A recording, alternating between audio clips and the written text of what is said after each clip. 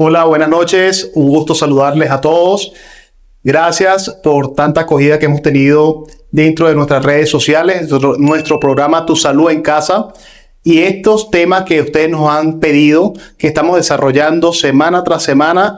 Cada uno de ellos hemos tratado de invitar a las personas más reconocidas en la ciudad para responder todas las interrogantes que ustedes nos emiten durante cada programa. Gracias por todos sus comentarios, gracias por seguirnos y poder, como tal, llevar esta información vital a sus hogares y a sus casas. El día de hoy nos sentimos muy complacidos porque tenemos un invitado de alto nivel en el área de la endocrinología, el doctor Pablo Vanegas, doctor reconocido endocrinólogo con especialidad en obesidad, al cual vamos a aprovechar para hablar de un tema muy importante, que es la diabetes.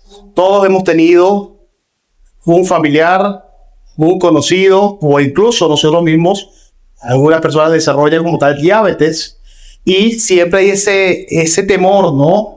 Diabético, ¿qué me va a traer como consecuencia? ¿Qué va a pasar? Te pregunto, Pablo, y gracias nuevamente por acompañarnos en estos programas tan interesantes. ¿Qué tan frecuente es la diabetes en la población, en nuestra población particular acá en Ecuador, Cuenca? Empecemos por ahí. ¿Qué tan frecuente es epidemiológicamente? Bueno. Y si pudiésemos definirla, ¿no? Como entidad clínica. Claro que sí. Bueno, hablar de diabetes y de cifras, a día de hoy sabemos que el 11 o 12% de la población adulta vive con diabetes, ¿no? Entonces, ese no es tanto el problema. El problema es que el doble de esa población o la mitad de esa población no sabe que tiene diabetes. Entonces, eso es un problema. Eso sí se convierte en un problema porque tenemos más gente enferma sin que sepan su diagnóstico y por lo tanto sin ningún tratamiento pertinente. Entonces, la diabetes es muy común. Es una de las enfermedades metabólicas crónicas más comunes, pero nada más es como que la punta del iceberg, ¿no? Tomo las palabras suyas porque es lo que podemos ver y en la parte inferior del iceberg tenemos otras alteraciones del metabolismo de la glucosa que si pudiéramos ir como una escalera, empezamos con primero la resistencia a la insulina, luego tenemos la prediabetes que puede manifestarse como una cosa que se llama la glucosa alterada en ayuno y la intolerancia a la glucosa, y después de eso ya viene el escalón final, ¿no? La diabetes establecida como tal y con sus criterios diagnósticos, ¿no? Entonces, es solamente una partecita de todas las cosas que se ven. Dependiendo de lo que leamos, muchas veces se habla de que la diabetes empezó 10, 15 o inclusive 20 años antes del momento del diagnóstico. Por eso es importante todo esto. Claro, sumamente interesante. Obviamente que hay una serie de circunstancias que pueden desencadenar esta enfermedad. ¿Cuáles serían las más frecuentes? ¿Cuáles son aquellos hábitos, aquellas posibles otras condiciones que un paciente, un individuo puede desarrollar y terminar en diabetes mellitus? Yo pondría como principal situación a la obesidad. A día de hoy esa es la primera causa de diabetes en el mundo. O sea, es todo lo que conlleva tanto la parte de alimentación, la parte del sedentarismo, que suele tener o suele desembocar en el exceso de peso, en la obesidad, en el sobrepeso, y a partir de eso hay alteraciones pues ya en el metabolismo de los hidratos de carbono, que es la manifestación final, la diabetes. Importante cómo podemos, a partir de la obesidad, y llegar a un desenlace en otras comorbilidades, otras enfermedades, como lo hablábamos en episodios anteriores, gracias a la sugerencia de nuestros oyentes de este tema de obesidad. Y Paul, quiero hacerte un tema, como tal, una pregunta muy interesante que nos llegó hace poco, y es: ¿cómo identifico si tengo diabetes? ¿Hay algún síntoma? Aparte, obviamente, de los laboratorios nos preguntan qué síntomas se pueden manifestar en una persona para pensar que posiblemente te ha desarrollado una diabetes. Claro, Rodrigo, una de las dificultades de esta enfermedad es que dentro de muchas de las otras enfermedades metabólicas se llaman asesinas silenciosas, ¿no? Porque muchas veces no dan síntomas como tal. O sea, a veces los pacientes piensan o dicen, oiga, doctor, ¿yo qué voy a tener el azúcar alta si no sudo, no estoy no me duele la cabeza? No me duele la cabeza. Entonces, realmente, nosotros cuando vemos al paciente en la consulta, valoramos estos factores de riesgo, ¿no es cierto? ¿Qué hay a su alrededor en la familia de diabetes? ¿Cómo están sus hábitos de alimentación?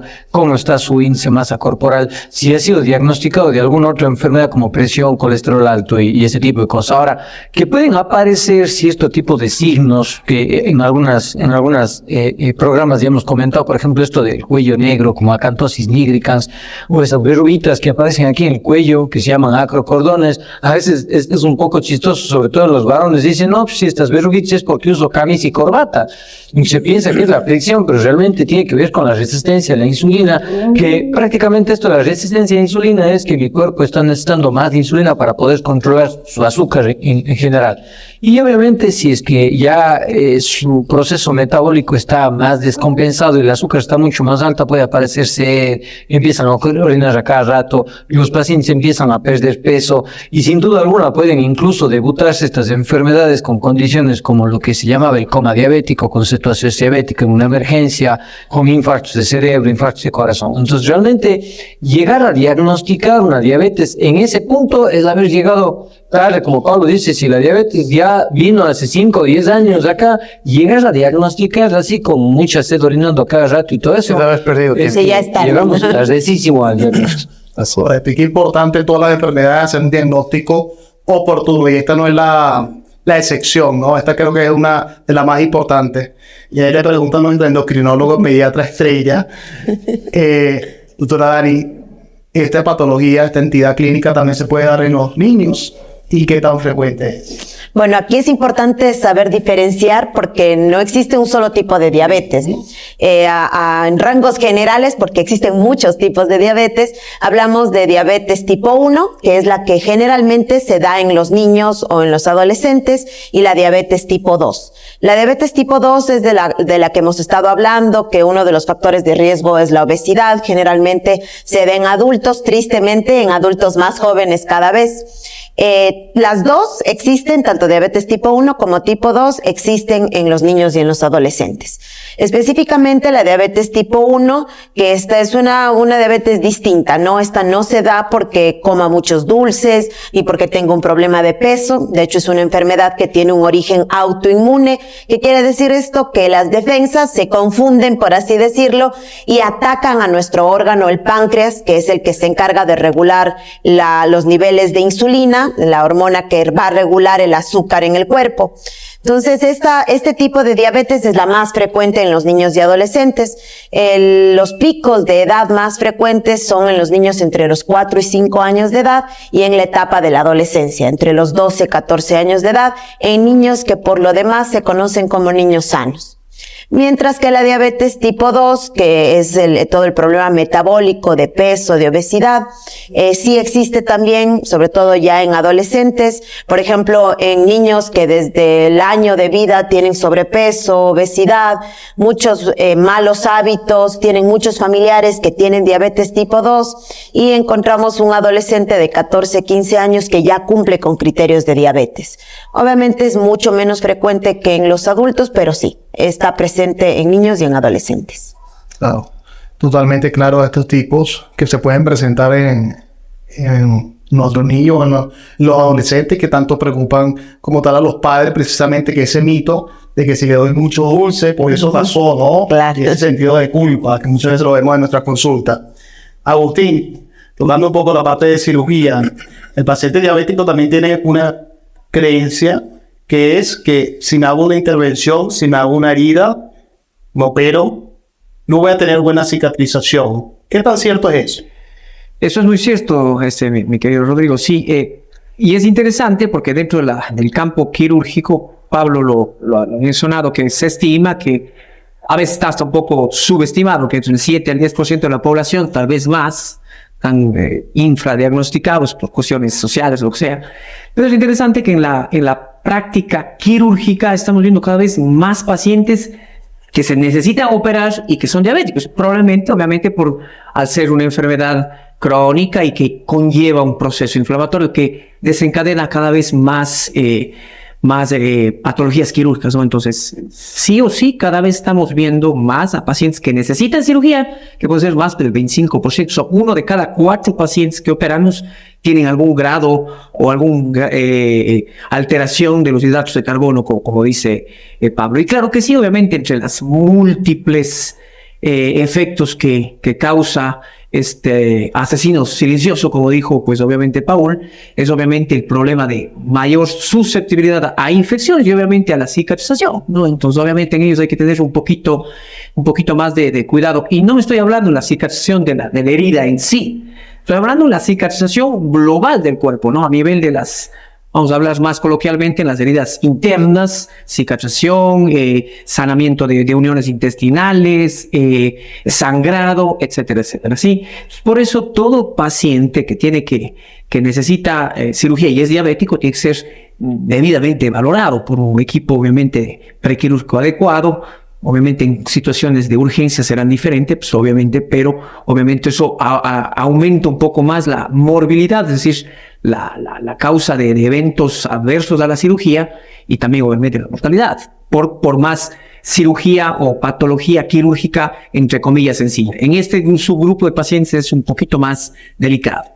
Rodrigo, si me permites hacer una puntualización y comparto completamente con Agustín, pero también se ve en la consulta muchas veces que los pacientes llegan y dicen, oiga, doctor, yo no creo que esté mal controlada la diabetes porque mis heridas sí cicatrizan bien. Es decir, no es un marcador de buen o mal control de la enfermedad. Hay un sinnúmero de factores, el tema de nutrición, el azúcar, la albúmina, etcétera, pero la edad, pero no el hecho de que si yo cicatrizo bien o no siento nada. Exacto, nuevamente no necesariamente una herida quirúrgica, a veces un golpe, pero significa que estoy bien controlado. Y por ahí me permites una pregunta para Pablo también. Hay un espectro que hablamos todos los médicos de esto de los hidratos de carbono, que en palabras sencillas es azúcar como tal, ¿no? Y hay este espectro que es de las universidades, decimos que es la glucosa normal, esto de la prediabetes y la diabetes, y muchas veces en la consulta tenemos estos pacientes que vienen como que a tener una opinión nueva de un médico, porque me dijeron prediabetes y el otro me dijo que tiene diabetes. Claro, porque la hemoglobina glucosilada está entre 6.6 o 6.4 en el otro laboratorio. Pero realmente, ¿cuál es la importancia de esa diferencia si atrás de todo ello, como tú bien lo decías, hay una punta que estoy empezando a ver fuera de ese iceberg, ¿no es cierto? Entonces, esto de la prediabetes, ¿qué significa? ¿Cuál es la alarma que nos da esta condición, Pablo? Correcto, es importante primero como que categorizar las cosas, ¿no? Una persona está normal en lo que respecta a la parte del azúcar en la sangre. Una persona está normal cuando tiene los niveles de azúcar menores a 100 y niveles de insulina más o menos entre 10 a 12 en ayunos, ¿no? Eso es lo normal. La siguiente etapa o el siguiente escalón es la resistencia a la acción de la insulina. Lo que tú decías previamente, Paul. La cantidad de insulina que tiene el cuerpo es mayor a 10 o 12 para lograr mantener los niveles de azúcar menores a 100. Entonces, en el segundo estadio vamos a tener una glucosa normal con una insulina alta. Y ahí muchas veces se pueden ver la coloración oscura, los acrocordones, en zonas de roce y todo lo demás.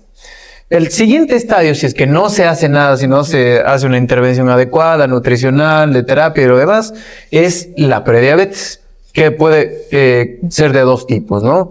La primera en la que el azúcar en ayunas sale por encima de 100, que eso ya se llama glucosa alterada en ayuno, y la otra modalidad es que se llama la intolerancia a la glucosa, en donde haciendo una prueba especial que se llama test de tolerancia oral a la glucosa, en donde se le da al paciente un trago de azúcar, es muy dulce y cítrico.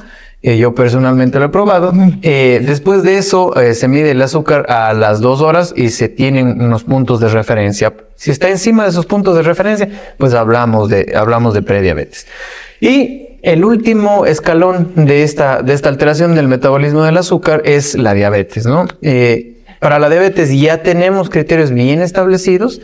Hay 4 formas de diagnosticar diabetes. La primera es el azúcar en ayunas igual o mayor a 126 por 2 ocasiones diferentes. Podemos tener también síntomas característicos de diabetes, como ya hemos comentado, la pérdida de peso no intencionada, visión borrosa, mucha hambre, mucho apetito, orinar en exceso o mucha sed, con esos síntomas con una glucosa al azar que llamamos nosotros de 200 o más, es decir, si ya tengo 200 más de esas cosas, pues ya es un criterio de diabetes. La otra es haciendo nuevamente este test de tolerancia oral a la glucosa, dando esta bebida muy dulce y cítrica a los pacientes y que después de las 2 horas de haber tomado este trago, el azúcar esté elevada por encima de igual o mayor a 200. Y finalmente un criterio que se llama el de la hemoglobina glucosilada o el promedio del azúcar de los últimos 3 meses, que esté en 6.5 o más. Pues lamentablemente todavía en el Ecuador no todos los laboratorios clínicos donde se hacen los exámenes de sangre están estandarizados y la mayor parte de las veces no podemos decir con franqueza o categóricamente que es un criterio para nuestra realidad. Pero vamos, si tenemos un paciente que tiene la glucosa elevada y viene con un promedio de glucosa, una glucosilada de 10, 14, pues no vamos a tener duda de eso, ¿no? Entonces es un continuo de diferentes situaciones que se van presentando en el cuerpo y que nos encienden alarmas, que si nosotros no hacemos nada al respecto, pues van a ir progresando poco a poco hasta llegar a la diabetes, que es lo que la mayoría de las veces vemos. Sí, pues, excelente resumen de cómo hacer el diagnóstico de diabetes, ¿no? Y adicionalmente comentándole a nuestra audiencia que es importante que aunque sea una vez al año se haga algún tipo de laboratorio sellado, ¿no? De acuerdo. Sí. Paul, una pregunta que realmente que podemos responder entre ambos. ¿Qué va a llevar o qué va a conllevar una diabetes mal controlada? Si no se controla, una vez que hacemos el diagnóstico, que el doctor Pablo lo hizo excelente, fenomenal, ¿cómo si el paciente no inicia con nota de tratamiento, que ya vamos a hablar un poco de eso, cuáles serían esas complicaciones que puede llevar una diabetes mellitus? Bueno, justamente cuando tenemos una diabetes mal controlada y como hemos conversado en algunos de los programas, ¿no? El tener el azúcar alta no significa solamente el efecto de la glucosa encima del cuerpo que llamamos glucotoxicidad. También existe el efecto de la grasa o lipotoxicidad sobre el cuerpo. Pero en palabras sencillas es que creo yo que la parte de nuestro cuerpo más afectada son nuestras arterias, que se empiezan a acumular de grasa, que llamamos ateromatosis, y esa acumulación de grasa finalmente lleva a complicaciones. Depende si son los vasos más pequeñitos los que se afectan, los más grandes, pues nos van a dar complicaciones como daños en el ojo, daños a nivel del riñón, daños a nivel del corazón, a nivel de los nervios, ¿no? Y de eso dependerán los síntomas. El paciente puede decir que tiene problemas de visión, el paciente puede decir, oiga, yo ya no siento las piernas, o muchas veces ni siquiera se dan cuenta y se lastiman los pies, ese tipo de cosas, que es lo que llamamos de neuropatía, empieza a dañarse el riñón, y pues obviamente, y ahí te devuelvo la pregunta, que la causa más frecuente de muerte en este tipo de pacientes es problemas del corazón o infartos del corazón, ¿no? Entonces, ¿qué impacto tendría esta enfermedad en el corazón, Rodrigo? Sí, es realmente un impacto catastrófico. Cuando un paciente tiene una diabetes, como lo mencionaba el doctor Pablo, con unos valores muy descontrolados, la probabilidad como tal, si hace enfermedad arterial coronaria, es una enfermedad muy agresiva, muy difusa, que muchas veces vemos personas jóvenes que ya tenemos que derivar a bypass coronario porque realmente nosotros que hacemos intervencionismo cardíaco no tenemos para hacerle una revascularización, no hay forma, porque tendríamos que prácticamente hacer todo el cuerpo, la arteria, sí. Entonces, eso lo vemos frecuentemente, lo vemos a diario en todas nuestras intervenciones. Y importante que siempre le decimos a nuestros pacientes que es la aterosclerosis subclínica, ¿no? Que un paciente cuando empieza inicialmente, esos son screening que nosotros como médicos también muchas veces solicitamos, que son ecos Doppler. Solamente con un eco nosotros podemos ver carótidas, miembros inferiores, aorta, y podemos ver si ya el paciente tiene algún tipo de grado de aterosclerosis. Va a estar subclínica porque ya no está haciendo ningún tipo de grado de obstrucción, pero ya por ahí empieza. Ya está ahí. Exacto, ya por ahí empieza. Y con un electrocardiograma, Normal, claro. Muchas veces normal, ¿ah? Muchas veces. Y saben que hay y siempre le digo a mis pacientes, me dice, ya usted tiene ahí la probabilidad que tengan en otro territorio vascular es del 50%, solamente con eso. Entonces, qué importante como tal es controlar esto, porque lo que se va a conllevar posteriormente es una serie de complicaciones multiorgánicas. Sí. ¿No? Sí, Rodrigo, no sé si me permite Claro, ayudarme justo. un poco dentro de mi área para no perder esta. Y eso es importante porque como comentan, ¿no? De la famosa esta diabetes subclínica, es decir, todavía no se manifiesta, nuevamente tomando el tema del asesino silencioso, pero es justamente cuando hay algún estrés fisiológico, alguna infección, cirugía, y a eso es donde yo por eso quiero recalcar esta parte, que aparentemente, y es por eso importante hacer todas estas valoraciones preoperatorias, que incluso con valoraciones cardiológicas normales, aparentemente normales de electrocardiograma, sin embargo, el paciente diabético puede presentar sus eventos adversos, no por la cirugía, sino postquirúrgicos inmediatos, ¿no? Ha pasado que, pues, las cirugías van bastante bien, como sí, el acto quirúrgico per se, pero obviamente en el postoperatorio inmediato, pues las complicaciones infecciosas, como decíamos, aparte de la cicatrización, es lo que menos nos preocupa como médicos, como cirujanos, y le debería preocupar menos a los pacientes, ¿no? Justamente son los eventos cardiovasculares que hemos visto en pacientes, ya digo, aparentemente controlados, aparentemente con pruebas de función cardiovascular y metabólica, digamos que controladas, con efectos adversos post cirugía. Por eso quería un poquito recalcar esta parte, porque lo estamos viendo cada vez más en pacientes metabólicos. No, es importantísimo porque sabes que lo que menciona, el paciente diabético es un paciente totalmente atípico. Ajá. Es un paciente comórbido generalmente. Y nosotros, desde el punto de vista de cardiología, cuando nos llegaba un paciente diabético, ya sabíamos que no se comportaba igual que el paciente no diabético. Ya sabíamos que el paciente no nos hacía típico dolor, sino que podía hacer una diaforesis y estaba acusando un evento coronario. Entonces, ¿por qué? Porque hay múltiples alteraciones en sus terminaciones nerviosas que no van a permitir manifestarse igual que un paciente no diabético. Tengo una pregunta para usted, doctora Dani. Porque siempre nuestros oyentes nos dicen, doctor, ¿qué pasa si mi hijo es diabético? Así lo controle, le van a dar estas complicaciones a lo largo de su vida. Bueno, la respuesta es sí. Siempre hablamos de este espectro que comentaba ya el doctor Pablo, de qué es lo que va pasando, ¿no es cierto? Como la evolución natural de la enfermedad, si es que no tiene alguna intervención médica, es decir, algún tratamiento, ya sea solo clínico o también farmacológico. Entonces empieza un niño con con sobrepeso, luego obesidad, resistencia a la insulina, alteración o glucosa alterada en ayuno, o prediabetes y finalmente diabetes. En la mayoría de los casos, yo como endocrinóloga pediatra no llego a ver la diabetes. Va a ser quizá un adulto joven que a los 30, 35 años desarrolle diabetes. Ahora, va a depender qué tipo de diabetes sea para ver después de cuánto tiempo podemos ver estas complicaciones. Entonces, si es que es una diabetes tipo 1, que como les explicaba anteriormente, pueden haber niños que desde los 3, 4, 5 años ya se les diagnostica de esta enfermedad. Se habla que estas complicaciones que las mencionó el doctor Paul, el daño del ojo, del corazón, del riñón, de los nervios en piernas, en manos, generalmente se ven entre 10 a 15 años después de que ha iniciado la enfermedad. Si es que es una diabetes bien controlada, el tiempo en el que se va a presentar va a tardar más tiempo, pero eventualmente suele presentarse. No así en la diabetes tipo 2, que normalmente la van a diagnosticar ya ustedes, digamos, en un adulto de 35 años, y estas complicaciones las van a ver, no sé, cuando tenga 45, 50 años.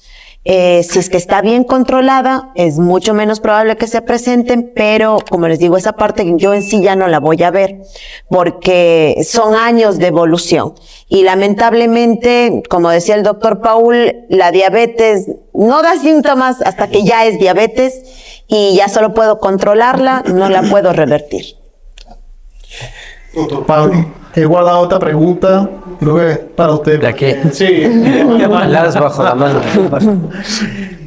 ¿Cuáles son los distintos tratamientos que hay en la actualidad para poder abordar a nuestros pacientes diabéticos y llevarlos como tal de la mejor manera a niveles óptimos de glucosa y prever todas estas complicaciones que hemos venido mencionando?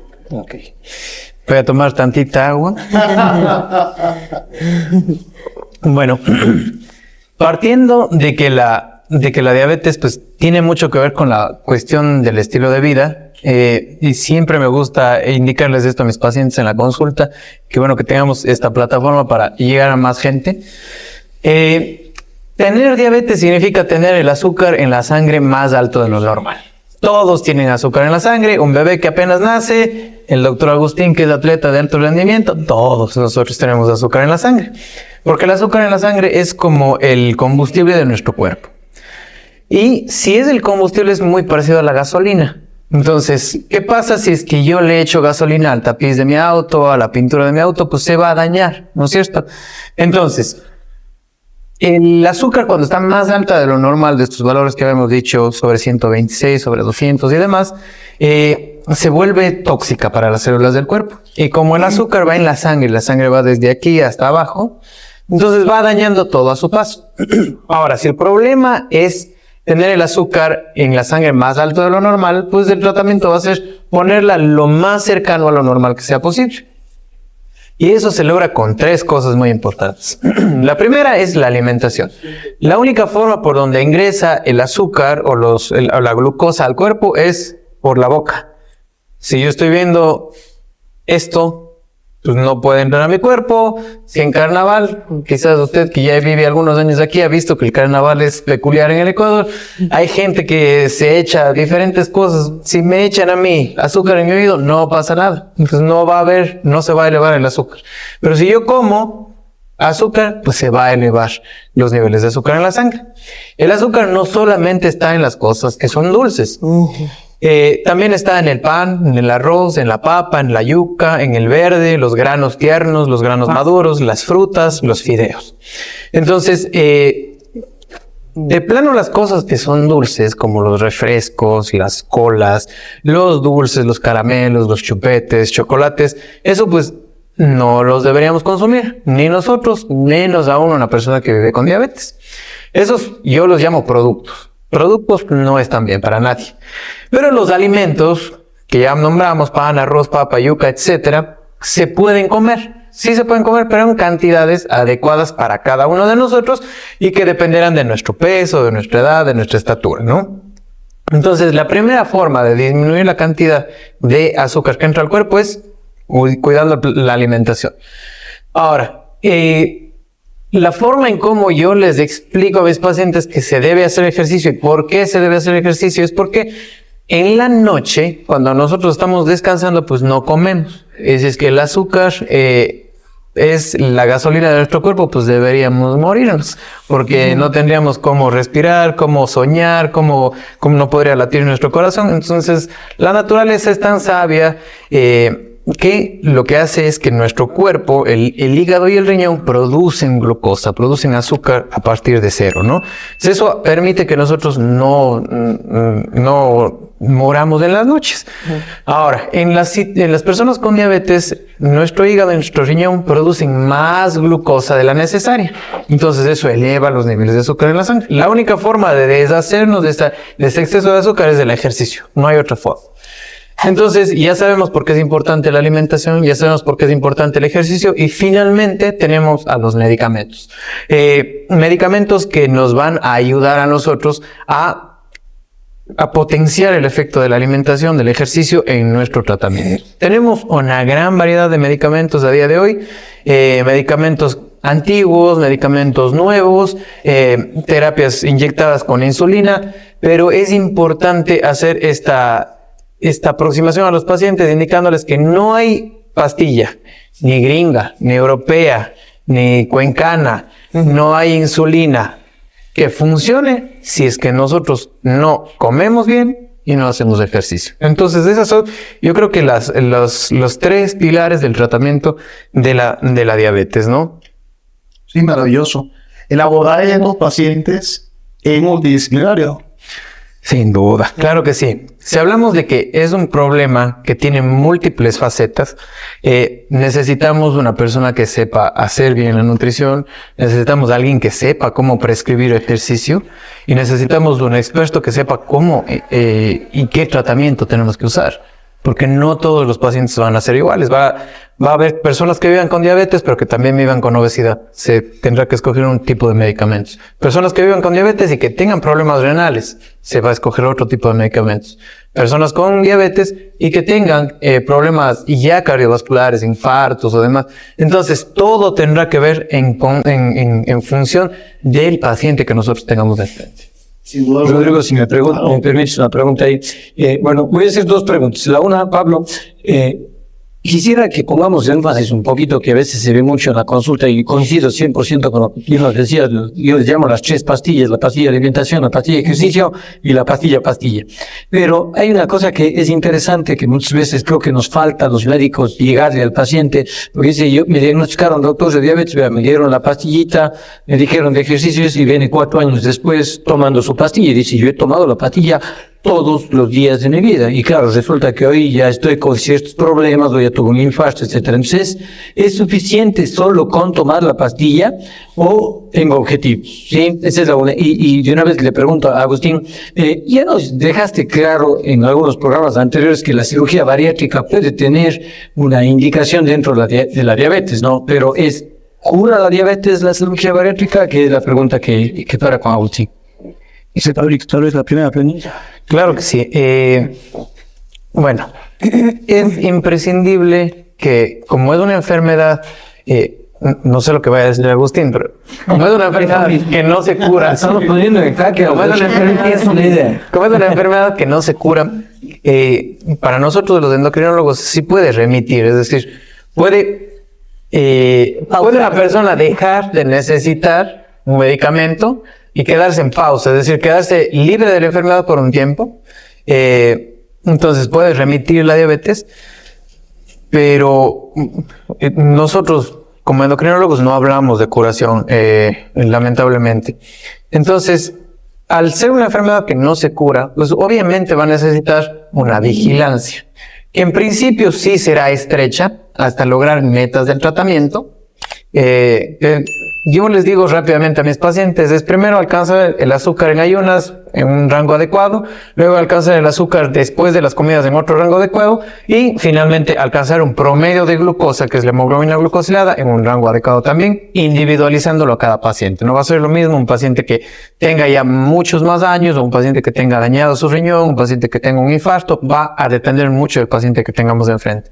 Entonces, si sabemos que necesitamos metas o que tenemos metas, pues el seguimiento en principio será un tantito más estrecho hasta llegar a esas metas de tratamiento. Pero a partir de allí tenemos que ser enfáticos con nuestros pacientes. No se cura la enfermedad, por lo tanto, no es que de aquí nos vemos en 10 años. No funciona de esa forma, ¿no? Y pues ahora sí, vamos a ver si se cura o no se cura. Bueno, yo creo que Pablo ha sido demasiado claro en ese sentido, y como en los episodios anteriores hemos sido claros, ¿no? Tanto la obesidad como la diabetes, que muchas veces están solapadas, van de la mano, son enfermedades crónicas, y siempre estamos hablando de enfermedades crónicas. La palabra crónica, a veces la gente no entiende qué es esto de crónica, ¿no? Cree que solo es a largo tiempo, pero que me voy a curar. Estuve años y ya me curé.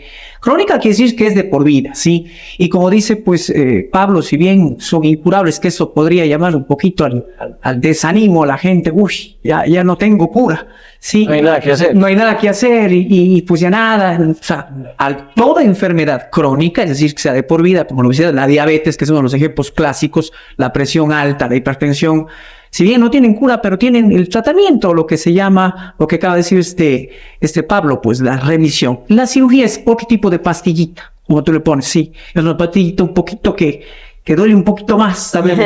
Sí, por eso le deja como último recurso, pero tal cual, ¿no? La cirugía bariátrico-metabólica no va a curar nada, ¿no? Por eso hablar de que la cirugía que cura la obesidad o que cura la diabetes, yo creería que no está muy adecuado. Yo creo que sería vender un poquito humo, voy a ser sincero, ¿no? Hay que ser claros con las expectativas de los pacientes y de sus familias. Se puede llegar a controlar a un nivel que los pacientes o las personas vivan un estilo de vida adecuado, a largo vida, con buena calidad de vida, e inclusive sin necesidad de medicamentos, pero siguen siendo pacientes diabéticos, siguen siendo pacientes obesos, aunque hayan bajado de peso, pero siguen siendo pacientes obesos, ¿no? Entonces, eso hay que cambiar un poquito el chip para eso. Maravilloso. Gracias por todas las preguntas que nos llegan a nuestras redes sociales. Aquí estamos con ustedes y tratando de transmitírselas a nuestros invitados. Les motivamos a que las sigan realizando. Trataremos de contestarla cada una de ellas. No dejen de escribirnos. Y aquí nos queda una pregunta realmente como para debate. Iniciamos con el doctor Pablo y después la abrimos al panel, ¿no? Nos dice que hablamos de la alimentación y qué opinamos del ayuno intermitente y si tiene algún impacto en la diabetes. Bueno, es una... A ver, vamos en orden. Siempre me gusta ir en orden. Entonces, el ayuno intermitente, como lo conoce la mayoría de la gente, no se llama así, se llama tiempo restringido en alimentación. Entonces, básicamente para la gente que no lo ha escuchado es comer menos horas en el día. Entonces, si yo como menos horas en el día, pues tengo menos cantidad de energía o de calorías que ingresan a mi cuerpo. Entonces es una de las modalidades nutricionales que está muy en boga actualmente y que sirve, claro que sirve, es buena, pero sabiendo en qué paciente pues yo la puedo utilizar, ¿no? Si es un paciente ya un poquito añoso, quizás no sea la mejor forma del approach nutricional. Si es una persona que tiene un riesgo alto de tener bajones de azúcar, pues tampoco va a ser la mejor forma, ¿no? Entonces, con esto y en parte respondiendo a la pregunta, yo quisiera indicarles que igual, así como los medicamentos o las pastillas se tienen que poner con base en el paciente que nosotros tenemos enfrente, la estrategia nutricional también tiene que ser con base en el paciente que tenemos enfrente y con base también en su gusto, ¿no? O sea, si es una intervención nutricional que tenemos que usar por toda la vida, pues no se puede convertir en una cruz gigante que nosotros vamos a tener que cargar, porque el problema de las intervenciones nutricionales es que, o por qué no llegan a ser útiles a largo plazo, es porque la gente se cansa. Y se cansa cuando son demasiado estrictas o son muy complejas de seguir. Sacrificio. O me mandan a que yo pese tantos gramos de esto, o que yo compre macadamias y salmón de Chile. Entonces, la cuestión se vuelve compleja y se vuelve difícil de seguir y vienen los abandonos de los tratamientos cuando le hacemos sobremanera difícil a la situación. Tenemos que ser lo más prácticos posibles en este tipo de intervenciones, no solamente con la alimentación, con el ejercicio también. ¿Para qué? Para lograr enganchar al paciente en nuestro proceso y a partir de allí seguiremos puliendo más cosas, pero es una estrategia válida, hay que saber escoger bien al tipo de paciente y tiene muy buenos beneficios. Que sea sustentable en el tiempo, ¿no? La mejor dieta es la que se puede sostener en el tiempo. ¿Y algún horario en particular? Porque muchas veces hablan de horarios diurnos, otros combinan nocturno con diurno. Lo mejor, según la data que tenemos a día de hoy, es hacerlo en horas de la mañana, ¿no? O sea, que el periodo en el cual nos alimentamos sea en la parte de la mañana. Por hormonas, por ciclo circadiano y por todo lo demás, es lo mejor hacerlo en la mañana. Y el tiempo de horas que vamos a restringir la alimentación, bueno, tendríamos que ir haciendo una reducción paulatina, es decir, al inicio hacerlo comer 14 horas, después de un tiempo reducirle a 12, 10, 8, hasta 6, ¿no? Que sería pues como en realidad está establecido este tipo de régimen, pero a partir de las 10, 12 horas de ayuno ya nosotros tenemos efectos benéficos tanto en la glucosa como en la presión arterial, en el colesterol malo, en el colesterol bueno y otras muchas variables. Sí, importante, muy buena respuesta. Y una pregunta que va a ser, Dani, si es que esto también se aplica en niños y aclárenme un detalle que muchas veces este ayuno intermitente yo suelo ver que no sé si es que quieren reducir eso o quieren desnutrirse, porque realmente hay personas que vienen haciendo ayuno intermitente de lunes a domingo, o sea, simplemente decidieron no alimentarse el almuerzo y la merienda de toda su semana, ¿no? Entonces realmente un ayuno intermitente así de estricto es adecuado, está bien. No, bueno, precisamente lo que dice el doctor Paul es súper importante. El ayuno intermitente es una estrategia válida dependiendo de cada paciente, pero no sirve para bajar de peso. Mejora el azúcar, el colesterol malo, el colesterol bueno, pero no es una estrategia que muchas veces se vende en redes sociales como la panacea para la pérdida de peso y con objetivos o con fines estéticos. Y por otro lado, no es una estrategia que debe ocuparse en los niños. Recordemos que los niños y adolescentes están en proceso de crecimiento y desarrollo y la cantidad de kilocalorías que requieren es mucho más alta precisamente por eso, porque necesitan crecer y necesitan para poder desarrollarse de manera adecuada. Muchas veces llegan a mi consulta, sobre todo las adolescentes que yo creo que escuchan esto en las redes sociales y me preguntan directamente, como doctora, ¿puedo hacer ayuno intermitente? Y bueno, la respuesta es no. Durante la etapa de los niños y adolescencia no es una estrategia válida. Perfecto. Hay que tener cuidado con la sarcopenia, ¿no? Todo lo contrario, ¿no? O sea, estamos hablando hace poco también de obesidad y todo eso, pero por un lado también la desnutrición y la pérdida de masa muscular, hablando ese término, es muy grave porque, y subestimado muchas veces por la población también, porque eso es un marcador de funcionalidad y también de salud. Entonces hay que tener como dice doctor Pablo y pues los compañeros aquí, hay que tener mucho cuidado porque es un hilo muy tenue, ¿no? En pasarnos a la alimentación adecuada a una subnutrición. Por no hablar ese perder peso igual. Claro, la balanza marca menos, pero a expensas de músculo. Sí. Lo que yo creo que es muy importante en esto es que cualquiera de estas intervenciones que se decidan tomar en el paciente no pueden ser indicadas por la vecina o por TikTok o por cualquiera persona que no tenga una formación en ello, ¿no? O sea, inclusive profesionales de salud que tengan una formación en nutrición, ¿no? Exacto. Y ayuno intermitente, tiempo restringido en alimentación, no solo significa comer menos tiempo, sino también comer bien. Entonces, si es que uno es candidato para este tipo de regímenes de alimentación, pues tiene que estar guiado por un nutriólogo o nutricionista que tenga experiencia en este tipo de cosas y que prometa o que cumpla con los requerimientos, es decir, no desnutrirme mientras yo hago este tipo de alimentación. Sí, la clave es consultar a la persona realmente profesionalmente formada para esto, que nos dé los mejores tips, que individualice cada uno de los casos que llegan a nuestros consultorios, ¿no? Agradecemos al doctor Pablo, realmente ha sido enriquecedor en la revisión del tema. Esperamos que tener una nueva oportunidad para tocar estos temas tan apasionantes. Les invitamos a ustedes, nuestra audiencia, a escribirnos qué temas quieren que desarrollemos, qué interrogantes le quedaron de este tema, que estaremos gustosos de responderles. Por último, doctor Pablo, quisiéramos que nos recuerde, por favor, dónde queda su consultorio, sus números telefónicos para aquellas personas que nos están viendo, de nuestros oyentes, y quieren hacer contacto con usted. Muchas gracias nuevamente por este espacio.